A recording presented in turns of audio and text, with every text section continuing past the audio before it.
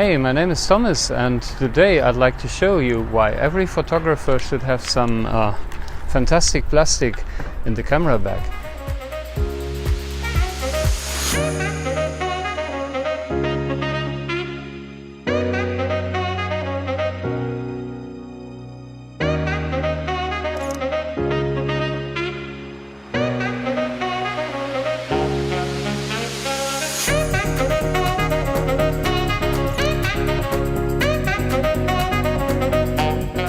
So yeah, this is a 50mm 1.8. These lenses are known as nifty 50, fantastic plastic, or yogurt cups. And why is that? Because normally a 50 1.8 is the cheapest lens in your camera system. So if you have Nikon or Canon or Sony FE or even Pentax, just look for a 50 1.8. Sometimes 120, 150, 170 bucks.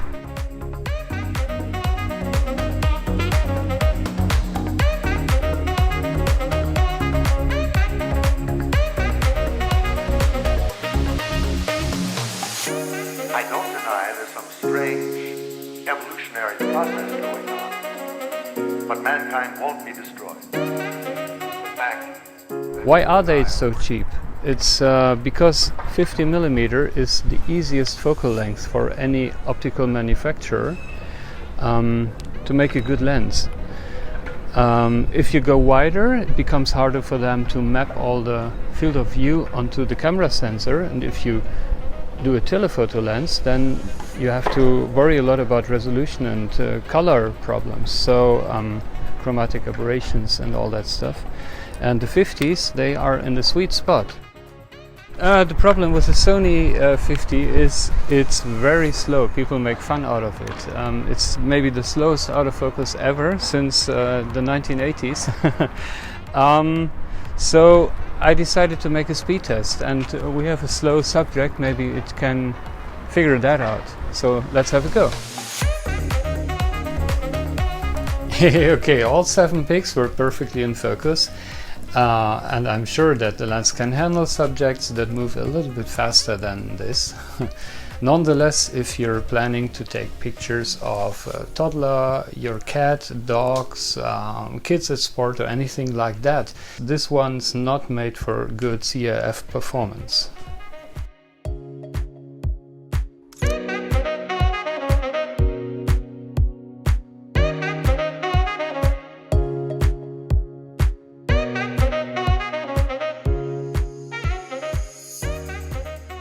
And the second reason why they are so cheap is because they are made in a cheap way. They're mass-produced plastic barrels, simple autofocus and all that stuff.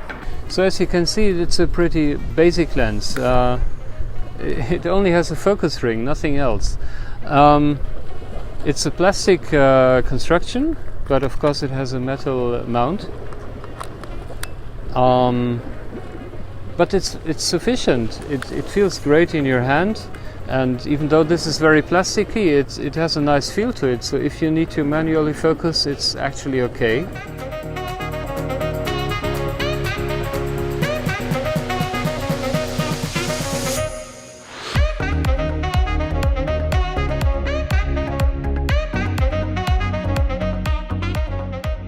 Okay, the 50mm has a long history. So basically, the first ever 35mm camera, the Leica, in 1925 already had a 50mm as a standard lens, and this still is valid today.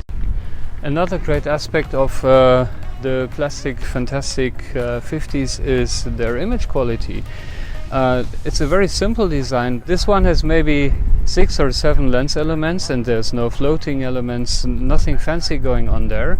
But at 50mm, this simple formula just works very well. So even at open aperture, it's pretty sharp and contrasty already. At f2.8, even the borders look very decent. And if you take landscape shots, you basically don't have to worry about sharpness. It's more a question of the depth of field that you want to achieve. So all in all, very, very impressive performance for such a low price point. This is maybe your cheapest entry into the world of great bokeh. At f1.8 you're like 2 or 3 stops even faster than your typical standard zoom lens, the kit zoom or something, and you get very, very blurry backgrounds with this lens. This is another point why you really should get one if you don't have yet.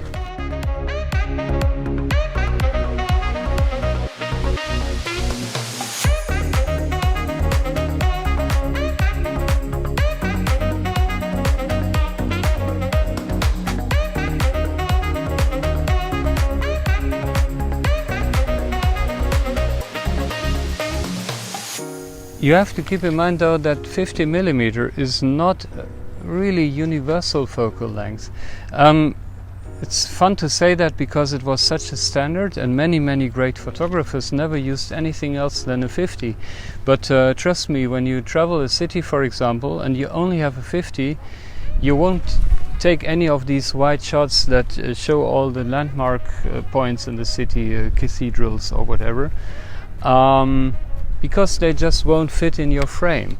On the other hand, this lens teaches you to pick your subjects, and it teaches you to focus on something. So it's a great lens to teach you things.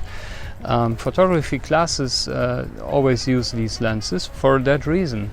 A good combination is you have a kit lens, a kit zoom or something, and then your next special lens will be the 51.8. These two will complement very nicely because the 50 can do the things that the zoom can't do and vice versa. Just give it a try.